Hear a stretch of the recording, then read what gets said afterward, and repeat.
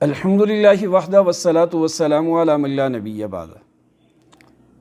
یہ ایک دو دن قبل کی بات ہے کہ کچھ دوستوں کے ساتھ بیٹھک ہوئی، ان میں ایک صاحب ایسے ہیں جو تکافل کا کام کرتے ہیں، اسلامی نقطۂ نظر سے جو علماء کی زیر نگرانی ان کا ایک نظام ہے اس پہ۔ وہاں دوسرے بھی ہمارے اکنامکس پڑھے ہوئے کافی دوست تھے جنہوں نے اس موضوع کو لے کر کافی ہماری بات ہوئی، وہاں ڈیبیٹ ہوئی کہ تکافل جائز ہے یا ناجائز ہے۔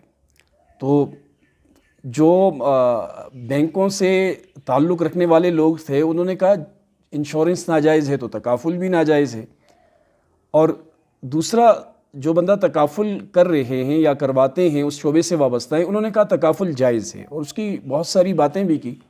اور وہیں پر ایک بات یہ سامنے آئی کہ دو بڑے علماء کرام کے انہوں نے نام لیے کہ مفتی طارق مسعود صاحب کہتے ہیں تکافل کرنا جائز نہیں ہے، اور مفتی تقی عثمانی صاحب کہتے ہیں کہ تکافل کرنا جائز ہے۔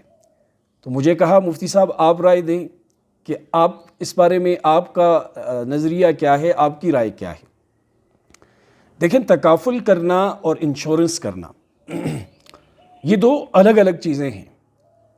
اس بارے میں جس طریقے سے بات ہوئی کہ ایک علماء کی بڑی جماعت، کافی لوگ اس طرف ہیں کہ تکافل کرنا جائز ہے، انشورنس حرام ہے، جیسے کہ دیوبند، دارالعلوم دیوبند کے جو لوگ ہیں وہ بھی تکافل کے جواز کے قائل ہیں، دارالعلوم کراچی والے بھی تکافل کے جواز کے قائل ہیں، اور عرب کے علماء بھی۔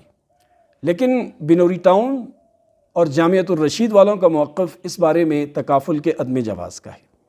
تو یہ فتویٰ ہے دارالعلوم دیوبند کا تکافل کے بارے میں اور انشورنس کے بارے میں، یہ میں پڑھ کر آپ کو سنا دیتا ہوں۔ انشاءاللہ امید ہے کہ بہت ساری چیزیں جو لوگوں کے ذہن میں تکافل کے بارے میں ہیں وہ نکل جائیں گی۔ دیکھیں، یہ دور پروپیگنڈے کا دور ہے۔ اسلامی بینکنگ جب مارکیٹ میں آئی تو سب سے زیادہ پروپیگنڈا اس کے خلاف کرنے والے کون تھے؟ وہ بینکرز، وہ بینکار جن کا بزنس ان کی وجہ سے متاثر ہو گیا تھا۔ انہوں نے لوگوں کے ذہنوں میں ڈالا کہ بس اب سود کو اسلامی طریقے سے کھلا رہے ہیں، اور ایسا کر کے کھلا رہے ہیں، ویسا کر کے کھلا رہے ہیں۔ تو ظاہر ہے انہیں دکھ رہا تھا کہ ان کی اپنی نیا ڈوب رہی ہے، ان کا اپنا جو بزنس ہے وہ ڈاؤن ہوتا جا رہا ہے۔ تو انہوں نے کہا چلو لوگ تو نہیں سمجھیں گے، لہٰذا اس قسم کی باتیں کی جائیں اور اس قسم کا شوشہ چھوڑا جائے مارکیٹ میں، تاکہ لوگ اگر ہماری طرف نہیں آتے تو ان کی طرف بھی نہ آئیں۔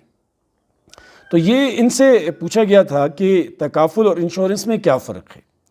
یہ دارالعلوم دیوبند کا فتویٰ نمبر 1019 ہے۔ اس میں لکھتے ہیں انشورنس سود اور جوئے پر مشتمل ہونے کی بنا پر ناجائز اور حرام ہے، جبکہ تکافل میں سود اور جوئے کی صورت نہیں پائی جاتی، بلکہ ممبران کا سرمایہ جمع کر کے اسے کاروبار میں لگایا جاتا ہے، اور اس کے نفع کی ایک متعینہ مقدار امدادی فنڈ کے نام سے کر دی جاتی ہے۔ پھر شرائط کے مطابق اسی فنڈ سے حادثات وغیرہ کے پیش آنے کی صورت میں حادثہ کے شکار شخص کی مدد کی جاتی ہے۔ شرعاً یہ تکافل جائز ہے اور امدادی فنڈ کے نام سے الگ کی گئی وقف ہوتی ہے،